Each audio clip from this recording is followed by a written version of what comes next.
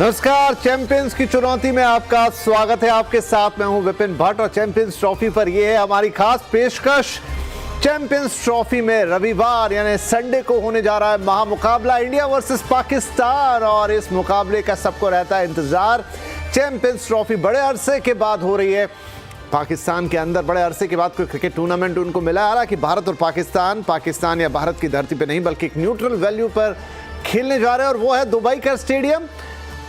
इस टूर्नामेंट में अभी तक भारत ने अपना एक मैच बांग्लादेश के खिलाफ जीता और एक कॉन्फिडेंस के साथ उतरेगा, लेकिन पाकिस्तान अपना ओपनर न्यूजीलैंड के साथ हार चुकी है। तो डेफिनेटली एक सेटबैक तो है, लेकिन कमबैक के इरादे से उतरेंगे। यानी मुकाबला जोरदार होने वाला और भारत पाकिस्तान का मुकाबला और जोरदार ना हो कैसे हो सकता है। तो किस तरह का मुकाबला होगा, ये किस तरह का जोश होगा इसके अंदर और किस तरह का फ्लेवर क्रिकेट देखने को मिलेगा, आज इसी पर बातचीत करेंगे। और हम तो चाहेंगे कि भाई चाहेंगे क्या, इनफैक्ट इंडिया ही जीते, लेकिन जरा मज़ा आता है ना जब आप स्टेट्स में लाते हैं कि कौन सी टीम किस पर भारी, किसकी चुनौती, कौन किसको मारेगा, किसको आउट करेगा, किससे बचना है। तो आज सारी चर्चा यही होगी और उसके लिए बहुत बेहद खास मेहमानों को हमने आज आमंत्रित किया है। कार्यक्रम में हमारे साथ शामिल हो रहे हैं senior sports journalist Ayaz Memon साहब, सीनियर स्पोर्ट्स जर्नलिस्ट शारदा उगरा जी और क्रिकेट एनालिस्ट चंद्रेश नारायण। आप सभी का बहुत बहुत स्वागत है। अयाज साहब, आपसे ही मैं शुरुआत करता हूं। भारत और पाकिस्तान का मुकाबला, बस इतना ही काफी है, बाकी तो फिर जो होना होता है वो हो जाता है। अब देखिए, मेरे ख्याल से एक रोमांच है जो इंडिया पाकिस्तान क्रिकेट को के साथ साथ चलता है, लेकिन मुझे लगता है कि पिछले 4-5 साल या मैं कहूँगा 8-10 साल की अगर आप रिकॉर्ड देख लें तो काफी एक तरफा रिजल्ट्स आए हैं। इंडिया ने लगातार डोमिनेट किया है। पिछली बार जब मेरे ख्याल से इंडिया हारी है पाकिस्तान से, वो यही दुबई में हारी है 2021 के T20 वर्ल्ड कप में। लेकिन उसके बाद से जो चढ़ाव पे आई है, जो ऊंचाई पे इंडियन क्रिकेट टीम पहुंची है, ये मुझे लगता है कि बहुत ही कठिन होगा पाकिस्तान को संडे के दिन इंडिया को हराना। खास करके जिस तरह से इंडिया ने बांग्लादेश को भी हराया कि सब बॉक्सेस टिक किए, बैटिंग बहुत सही चली, हालांकि कुछ प्लेयर्स जो है वो हल्के फॉर्म में थे, बॉलिंग अच्छी हो रही है, स्पिन पेस वगैरह, और कॉन्फिडेंस लेवल बहुत हाई है। और जैसा आपने कहा, पाकिस्तान पहली मैच यहाँ हारती हुई आ रही है न्यूजीलैंड के खिलाफ, काफी बुरी हार थी। तो क्या वो अपने आप को रीग्रुप कर सकेंगे, क्या वो प्रेशर बर्दाश्त कर सकेंगे, ये सब अगर मगर की बात है। लेकिन डेफिनेटली जो मैं हूँ यहाँ पर दुबई में, तो ऐसा लग रहा है कि सबकी निगाहें इस मैच पर ही है, चैंपियंस ट्रॉफी में। और कहीं कुछ भी हो रहा हो, लेकिन सबकी निगाहें दुबई क्रिकेट स्टेडियम पर है संडे के लिए जो मैच है इंडिया पाकिस्तान का। राइट, सबकी निगाहें दुबई में ही है और जोरदार ही मुकाबला होगा। शारदा जी, अब चैंपियंस ट्रॉफी पर्टिकुलर की बात करें तो फिर हमें 2017 का वो मंजर याद आता है जब हम लूज कर गए थे चैंपियंस ट्रॉफी पाकिस्तान से। और जैसा अयाज साहब ने कहा कि अगर एवरेज रिकॉर्ड उठा के देखें तो अभी पिछले 10 साल में या उससे ज़्यादा से कुछ वक्त में तो इंडिया ने ही डोमिनेट किया इंडिया पाकिस्तान क्रिकेट को। लेकिन मौके की बात कि वो अभी भी दिमाग में अटका हुआ है, वो फ़खर जमान की 114 की इनिंग और मैच ले गए हमारे हाथ से। हार्दिक पांड्या उस समय उभर के आए थे जब हमने देखा अच्छा कोई हार्दिक पांड्या है, कोशिश की उन्होंने, लेकिन खैर हम जीत नहीं पाए। हालांकि बहुत पुरानी बात हो गई, वो कोई शायद अभी प्लेयर्स के जहन में तो होगी भी नहीं, लेकिन हम दर्शक तो उसको ऐसे ही देखते हैं। कैसा रहने वाला है आपके लिहाज से मुकाबला? मैं अयाज से सहमत हूं कि काफ़ी सालों से इंडिया हावी रही है पाकिस्तान टीम के ऊपर, और पाकिस्तान ने अपनी जो स्थिति है उसको और मुश्किल कर दिया है। वो न्यूजीलैंड से हार गए थे चैंपियंस ट्रॉफी के पहले मैच में। आप फ़खर जमान की बात करें, वो तो अब इंजर्ड हो गए, वो खेलने वाले नहीं है नहीं है, राइट, पूरे टूर्नामेंट में नहीं खेलेंगे। और पाकिस्तान की तरफ जो मुश्किल है वो दिखाई दे रही है कि उनकी जो बैटिंग है वो उनका परफॉर्मेंस कैसा रहा न्यूजीलैंड के खिलाफ। उनकी इनिंग्स की जो पेस थी और जो विकेट कह रहे हैं कि जो चैंपियंस ट्रॉफी के विकेट जो पाकिस्तान में है वो ज़्यादा आप अच्छे रन बना सकते हैं, बड़ा स्कोर हो सकता है, फ्लैट विकेट है। दुबई का तो अलग ही रहेगा, विकेट स्लो रहेगा थोड़ा। IL T20 हुआ है तो थोड़े थका हुआ है विकेट। लेकिन जैसे शुभमन गिल का परफॉर्मेंस रहा पहले मैच में, रोहित शर्मा ने 40 रन बनाए, तो मेरे ख्याल से इंडिया की टीम बहुत ही ज़्यादा कॉन्फिडेंट होगी कि वो प्रेशर नहीं लेने वाली है इस मैच में। जो भी टीवी में कहा जाए या सोशल मीडिया में कहा जाए, वो काफ़ी मेरे ख्याल से वो काफ़ी कॉन्फिडेंट होगी कि वो पाकिस्तान को हरा पाए, और आसानी से नहीं लेकिन हरा पाए ज़रूर। चंद्रेश, जितना मुझे याद है आप तो अक्सर कहते हैं कि अब आप क्या ये बड़ा चढ़ा के बोलते हैं भारत पाकिस्तान का मुकाबला, अब तो कोई मुकाबला है ही नहीं। लेकिन देखिए जो भी है वो एक रोमांच तो होता है, और मुझे लगता है प्लेयर्स के भी पेट में तितलियां तो आती होंगी जब पाकिस्तान का नाम आता होगा। एक अलग कॉन्फिडेंस जरूर रहता होगा कि भाई टीम हमारी ज़्यादा बेहतर है, but still game of cricket है। तो संडे को क्या मुकाबला देख रहे हैं? नहीं, अब तो शारदा, मैं और आयाज सर तीनों नहीं कहेंगे कि ये ग्रेटेस्ट राइवलरी नहीं है। उसके कारण मैं आपको बाद में बताऊंगा। आयाज सर और शारदा समझ गए मैं क्यों कह रहा हूं ऐसे। पर जहां तक बात है इस मुकाबले के बारे में, एक बात अच्छा है कि इस इंडियन टीम में ऐसा कोई नहीं है जो मतलब इस गेम को मतलब एनालाइज करेगा हिस्टोरिकल पर्सपेक्टिव से और स्टैटिस्टिकल पर्सपेक्टिव से। एक जो इंसान कर सकता था वो रिटायर होकर अपने चेन्नई में अपने घर पे होगा, रविचंद्रन अश्विन, तो वो बड़े हर एंगल से उसको एनालाइज करेगा। पर बाकी जो है वो उस तरह से एनालाइज नहीं करेंगे टीम में। वो उस खेल को खेल की तरह लेंगे। उस दिन जो होगा उसके ऊपर निर्भर है किस तरह से होता है। भारत का पलड़ा भारी जरूर है क्योंकि हाल फिलहाल में भारत ने प्रदर्शन अच्छा किया है पाकिस्तान के खिलाफ। 2 बार पाकिस्तान ने भारत को T20 फॉर्मेट में इस मैदान पर हराया। ये अलग मैदान है या अलग फॉर्मेट है, तो it will be an interesting contest उस लिहाज से। ठीक है, लेकिन भाई प्रोग्राम में हमें बात तो करनी है एक्साइटिंग। हम सभी एक स्वर में बोलेंगे कि जीतना भारत को ही है और फेवर में भी है भारत की चीज़ें। एक एक करके थोड़ी बातचीत करते हैं। सब अक्सर बैटिंग से शुरू करते हैं, लेकिन आज बॉलिंग से शुरू करेंगे। जसप्रीत बुमराह नहीं है टीम में, बहुत बड़ा अंतर अपने आप वैसे ही पड़ जाता है, लेकिन शामी फिर से आए और जिस तरीके से उन्होंने बांग्लादेश के खिलाफ बॉलिंग की तो वही पुरानी धार वाले शमी दिखे। तो क्या एक हद तक मैं कहूंगा बुमराह की कमी जो कि बहुत बड़ा अंतर पैदा करती है हार और जीत का, उसको शामी फिल इन कर पाएंगे उस गैप को? देखिए मेरे ख्याल से बेशक, क्योंकि अगर शामी का आप रिकॉर्ड देख लें खास करके आईसीसी टूर्नामेंट्स में या ओडीआईज में, वो एक्चुअली बुमराह के बराबर गए, बल्कि मैं कहूंगा कि स्टैटिस्टिकली बुमराह से भी आगे, क्योंकि बहुत कम मैचेस में उन्होंने 200 विकेट्स पूरी की है। और जो उनके पास हुनर है, जिस तरह से वो स्विंग, सीम, कटर्स, जो पहले मैच में भी हमने देखा 5 विकेट निकाले। 5 विकेट एक इनिंग में लिमिटेड ओवर्स क्रिकेट में निकालना आसान नहीं होता। It's more than making a century जैसे कहते हैं। तो पहली मैच की जो हीरोज थे वो थे शुभमन गिल। बहुत ही मैच्योर इनिंग्स, क्लास और कैरेक्टर दोनों उसमें नजर आया, और शमी की गेंदबाजी में। क्योंकि शमी अगर 5 विकेट नहीं लेते तो शायद 228 के 240, 245, 250 भी बना लेती बांग्लादेश, और वो थोड़ा सा डिफिकल्टी क्वेश्चन बढ़ा देता बैट्समैन के लिए। तो मुझे लगता है कि इंडिया जो है इन बैटिंग, इन बॉलिंग, कुछ थोड़े बहुत जैसे रोहित ने और विराट ने, उनको स्टार्ट मिला, कोई बड़े स्कोर नहीं बना पाए। श्रेयस जो है और अक्षर, उन्होंने भी कुछ खास रन नहीं बना पाए, लेकिन विकल्प बहुत है इंडिया के पास। The opportunity, the available talent जो है ना, बैटिंग में, बॉलिंग में, आप हॉर्सेस फॉर कॉसेस, अपोनेंट्स देख के आप बदलाव ला सकते हैं। अगर पाकिस्तान की टीम और बांग्लादेश की टीम, जरूरी नहीं है कि आप सेम 11 खिलाएं। तो मुझे लगता है कि इंडिया फिलहाल जो है, जैसा अंग्रेजी में कहते हैं, holding all the aces. Holding all the aces. तो ये बात तो सही है कि टीम में विकल्प काफ़ी सारे हैं, ऑलराउंड विकल्प है, एक बैलेंस टीम नज़र आ रही है। जब हमने बात शमी की तो शारदा जी, राणा और अक्षर की भी बात करें। अक्षर तो कल अफसोस रहा, वो हैट्रिक से चूक गए। मतलब वो जितना अफसोस on the ground Rohit Sharma को हुआ, उतना ही यहाँ दर्शकों को भी हुआ, हमें भी हुआ। हो जाती तो बहुत मज़ा आता, लेकिन एक अच्छा एक धार दिखी। ऑलमोस्ट एक समय तो बांग्लादेश को समेट दिया था। ऑलमोस्ट आई थिंक 42 के आसपास 5 विकेट थे, बाद में वो थोड़ा अच्छा कर गए। बॉलिंग ओवरऑल बढ़िया नजर आ रही है। विपिन फिर से कहिए, मुझे सुनाई दिया नहीं दिया आपका। मैंने कहा बॉलिंग बढ़िया नजर आ रही है। बिल्कुल बिल्कुल। जो हम बुमराह की जो बात कर रहे हैं कि बुमराह है नहीं और शमी ने उनकी जगह ली है, मेरे ख्याल से अगर बुमराह होते तो शमी और बुमराह की जो पार्टनरशिप होती है वो और भी खतरनाक होती है बैटिंग टीम के सामने। लेकिन शमी का जो परफॉर्मेंस कल का था, जैसे ही उनकी स्पेल थी, शायद 1-2 बॉल उन्होंने ठीक ठाक लेंथ और लेग स्टंप के ऊपर डाली थी बॉल, लेकिन फिर भी उनका परफॉर्मेंस इतना अच्छा, इतना टाइट रहा कि 5 विकेट निकाले उन्होंने। और ये सोचिए कि ये उनका बेस्ट परफॉर्मेंस तो है नहीं। इंग्लैंड के खिलाफ भी खेले हैं, वो फिटनेस सर्जरी से निकल के आए हैं।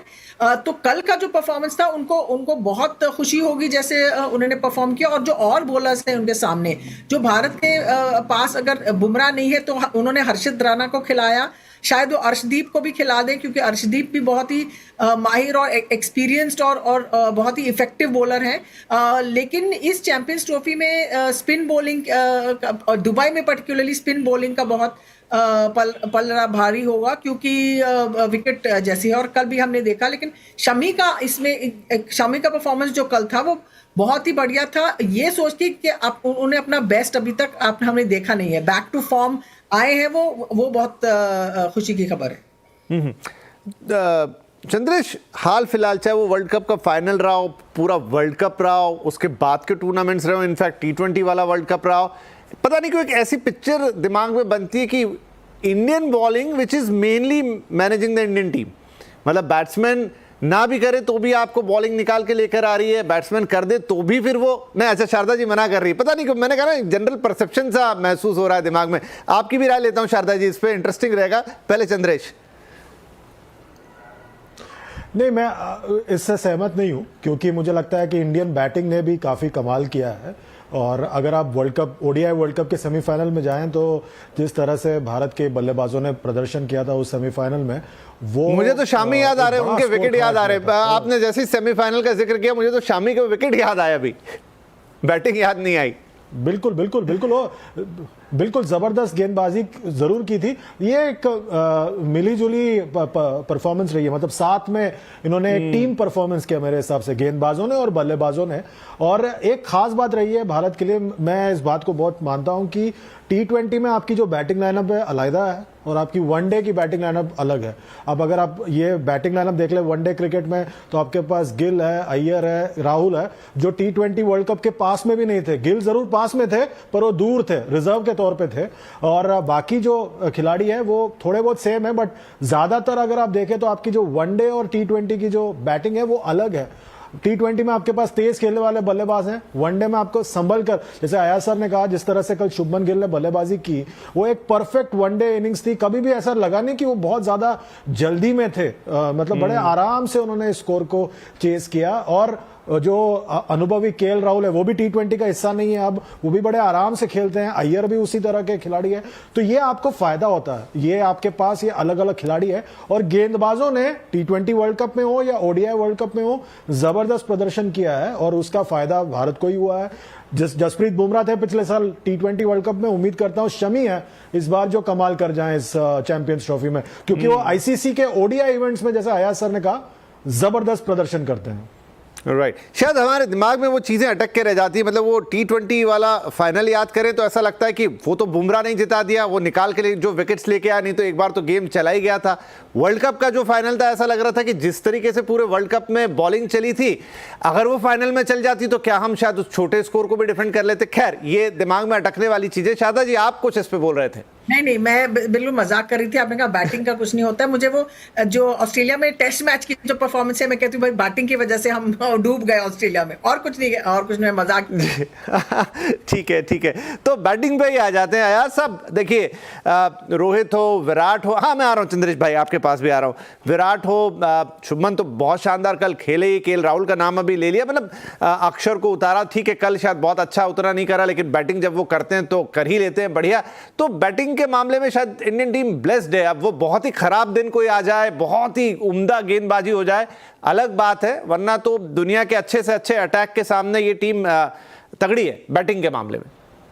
देखिए, आप अगर 2017 की चैंपियंस ट्रॉफी की फाइनल की बात, जैसे आपने शुरुआत की, प्रोग्राम की शुरुआत में बताया था, जहां पर पहले ही स्पेल में 2-3 विकेट खो दिए इंडिया ने और उसके बाद रिकवर नहीं कर पाई, पर वो टीम और इस टीम में भी काफी अंतर है, क्योंकि बहुत ज्यादा डेप्थ है। अब तो हार्दिक पांड्या, रविंद्र जडेजा, अक्षर पटेल, ये सब बैटिंग कर लेते हैं। आपका टॉप ऑर्डर जो है बहुत मजबूत है। गिल, ऐसा लग रहा था कि पिछले 3-4 महीने में कुछ हल्कापन आ गया उनके फॉर्म में, वो भी बहुत ज्यादा सुधार लेके आए हैं। और पहली मैच में मैंने कहा कि बहुत ही जबरदस्त पारी उन्होंने खेली थी। जो इनिंग्स हम एक्सपेक्ट करते हैं in the past, Virat Kohli अक्सर खेलते थे, विराट कोहली थोड़े से आउट ऑफ रिदम नजर आए। रोहित शर्मा भी बहुत ही एक आक्रामक अंदाज में जैसा वो खेलते हैं और अच्छे टच में नजर आए, लेकिन मुझे लगता है कि जो फायर पावर है जो इंडिया के पास बैटिंग में और गेंदबाजी में, शायद ही किसी टीम के पास है चैंपियंस ट्रॉफी में। पाकिस्तान की बात नहीं, मैं तो कहता हूं किसी और टीम के पास नहीं है। लेकिन ये आप ध्यान रखना होगा कि व्हाइट बॉल क्रिकेट है, यहाँ पे उलटफेर रिजल्ट्स आते हैं ओडीआईज में इतने नहीं आते जितने T20 में आते हैं, लेकिन फिर भी you have to be careful, ये नहीं है। तो इसी वजह से जैसे चंद्रेश ने पॉइंट आउट किया कि गिल की इनिंग्स बहुत इंपॉर्टेंट थी, क्योंकि वो कुछ हो सकता था अगर आप रोहित को खो दिए और श्रेयस को और अक्षर को और विराट को, और 228 चेस कर रहे हैं। ना भूले हैं राहुल को भी लाइफ मिल गई, वरना कहीं और ड्रामा हो सकता था, बन सकता था। लेकिन ओवरऑल तस्वीर ये है कि इन batting and in bowling India के पास मसल पावर बहुत है। राइट। और कल आपने सही कहा, वो स्कोर बड़ा नहीं था, लेकिन एक समय थोड़ी सी धड़कन एक दो बार के लिए आ गई थी जब 4 विकेट गए। लेकिन हाँ, क्या ये स्कोर बड़ा होता तो दिक्कत हो जाती, शायद अप्रोच अलग होती, व्हाटएवर। अब जो नतीजा है वो तो है। एक छोटा ब्रेक लेंगे। चंद्रेश, आप कुछ कह रहे थे, लेकिन बस मुझे ब्रेक लेने दीजिए, तुरंत आ जाएंगे और बातचीत को आगे बढ़ाएंगे।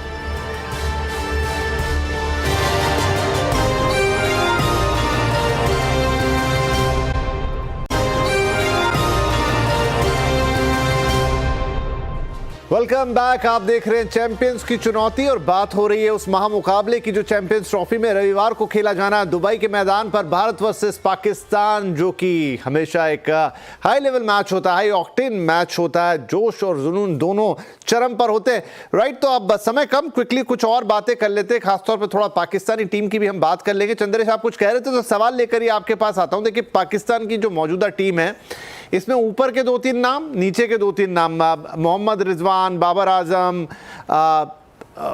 उसके बाद एक हद तक आप इमाम उल हक की बात कर ले, नीचे से शहनशाह अफरीदी, नसीम शाह और हारिस राव। बीच के जो नाम है उसमें तो लोग जानते ही नहीं कि खेल कौन रहा है। नहीं, ये इसका भी नतीजा है कि भारत और पाकिस्तान के बीच में बायलैटरल सीरीज नहीं होता, इसलिए काफी लोग को भारत में कोई जानता नहीं है। वो उन खिलाड़ियों को जानते नहीं है भारत में, पर वो भी काफी अच्छे खिलाड़ी है। कामरान गुलाम और सऊद शकील उनके टेस्ट के वाइस कैप्टन है, तो काफी अच्छे खिलाड़ी है। पर ऐसे खिलाड़ी नहीं है कि जो आप माने कि वो मैच लेके चले जाए। पर एक खिलाड़ी है जिस पर हम सबकी नजर होनी चाहिए, और वो है सलमान अली आगा, क्योंकि हाल फिलहाल में उन्होंने एक अपने करियर में एक छलांग मारा है, और वो वाइट बॉल टीम के वाइस कैप्टन भी बने। हाल में उन्होंने T20 टीम की कप्तानी भी की थी जिम्बाब्वे में। तो वो एक ऐसे खिलाड़ी, ऑलराउंड खिलाड़ी है, तो उन पर मेरी नजर रहती है हमेशा, क्योंकि वो बहुत बढ़िया खेलते हैं। पर जो 2 बड़े नाम है, बाबर आजम और मोहम्मद रिजवान, उनका चलना बहुत जरूरी है। पहले मुकाबले में बाबर आजम ने पूरे कराची के स्टेडियम को सुला दिया था अपने बल्लेबाजी के साथ। वो उस तरह की बल्लेबाजी करेंगे दुबई के स्टेडियम में, तो वो जो आएंगे, जैसे वो कहते हैं पाकिस्तान में शायकीन, वो तो घर चले जाएंगे। मतलब इतना पैसा खर्च करके आएंगे लोग वहां पर मैच देखने के लिए, और वो उसी तरह की बल्लेबाजी करेंगे, तो फिर तो ये टूर्नामेंट, ये वनडे फॉर्मेट ही मुश्किल में पड़ जाएगा उनकी बल्लेबाजी को देखते हुए।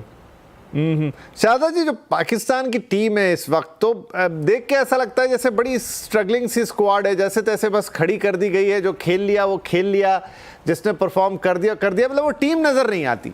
नहीं, ये जो आप कह रहे हैं वो हम सब खुश हो रहे हैं कि हम बांग्लादेश को हरा के आए हैं और पाकिस्तान न्यूजीलैंड से हारा है, लेकिन पाकिस्तान की टीम को आपको कभी अंडर एस्टिमेट नहीं करना चाहिए कि वो कुछ ऐसा परफॉर्मेंस ना कर पाए कि बिल्कुल हमको चौंका दे। उनके यहाँ जो चंद्रेश कह रहा है बैटिंग के बारे में बिल्कुल ठीक कह रहा है, लेकिन उनके पास ऊंची कोटि के बॉलिंग अटैक है, स्पिनर्स हैं। आपको देखना है कि उनके स्पिनर्स क्या करेंगे। तो और इस मौके पे वो आने वाले हैं जब उन पे प्रेशर सबसे ज्यादा है। उनके फैंस सब देख रहे हैं कि भाई आपकी परफॉर्मेंस बहुत खराब रही है।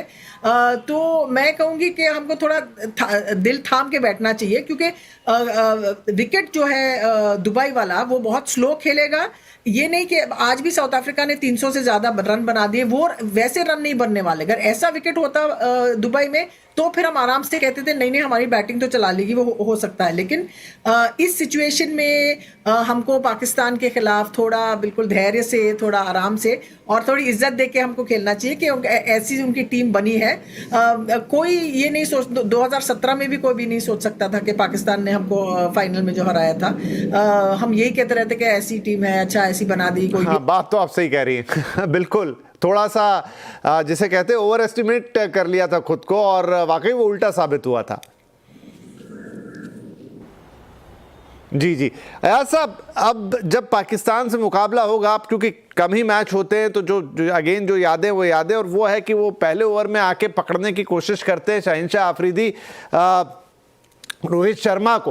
रोहित शर्मा ठीक ठाक फॉर्म में है, शहनशाह अफरीदी का भी प्रदर्शन अभी हाल फिलहाल में कहें तो ठीक ठाक ही, तो वो क्या शुरुआती प्रेशर रहेगा। बॉलिंग नो डाउट वो है हारिस राउफ हैं, हालांकि पिछले मैच में तो बहुत मार खा गए, स्पीड ज़रूर है लेकिन पिटाई होती है उनकी। नसीम शाह है, तो क्या थोड़ा कहीं दिमाग में होगा इंडियन बैट्समैन के पाकिस्तानी बॉलिंग को लेकर कि भाई थोड़ा ध्यान से खेलना है? देखिए, इंटरनेशनल मैच है, चैंपियंस ट्रॉफी है, और उसके बाद इंडिया पाकिस्तान जो मैच है उसका प्रेशर जरूर होता है। रन इन फॉर्म देखें आप, जिस तरह से बिल्डअप हुआ है इस टूर्नामेंट को, मोमेंटम देखें। पाकिस्तान ट्राई नेशन सीरीज भी हारती हुई आई है, जो पाकिस्तान में खेली गई थी, वहां पर न्यूजीलैंड वो टूर्नामेंट जीती। पहली मैच न्यूजीलैंड के खिलाफ पाकिस्तान हार गई है। रन इन फॉर्म इनका काफी हल्का या बुरा रहा है, मैं कहता हूं कि बल्कि थोड़े से बेबस और लाचार नजर आया है। और खास करके उनके दिग्गज प्लेयर्स, जैसे चंद्रेश ने बताया कि बाबर आजम ऐसे अंदाज में खेले थे जो 1975 में वनडे क्रिकेट खेली जा रही थी, नॉट इन 2025। मोहम्मद रिजवान एक ऐसे खिलाड़ी, और सलमान अली आगा मेरे ख्याल से उनके उभरते इंटरनेशनल क्रिकेट के उभरते हुए सितारे हैं। बट शाहीन शाह अफरीदी, नसीम शाह, हारिस रऊफ, ये सब जो है काफी महंगे साबित हुए। मुझे नहीं लगता है कि इनके पास अब तक के जो हमने देखा है इतना कंपेटिटिव एज है कि वो इंडिया से टक्कर लेवल टर्म्स पे ले सके। लेकिन मैं यहाँ पर एक कैवियट दूंगा कि ये ये स्पोर्ट है, और यहाँ पे कुछ भी हो सकता है, तो you can't take it lightly. जैसे शारदा ने कहा कि आप मैच में उतरते तो ये नहीं सोच के उतरे कि आप मैच जीत लिए हैं already, you have to go out and win it. Right, ये बात तो सही है, क्योंकि क्रिकेट गेम ही ऐसा है, कुछ भी हो, कितनी भी पेपर पे साइड कैसी भी दिखे, पुराने रिकॉर्ड्स जो भी हों, जो दिन होता है वो दिन होता है। तो डेफिनेटली रविवार के दिन धड़कनें तेज होंगी, खेलने वालों की भी और हम देखने वालों की भी। उम्मीद यही, विश्वास यही कि जीतेगा तो इंडिया ही। बहुत बहुत धन्यवाद आप तीनों का ही, और मैच के बाद फिर से बातचीत करेंगे, और अभी बहुत लंबा टूर्नामेंट बाकी है और भी भारतीय टीम के प्रोस्पेक्ट को देखेंगे। फिलहाल के लिए शुक्रिया, नमस्कार।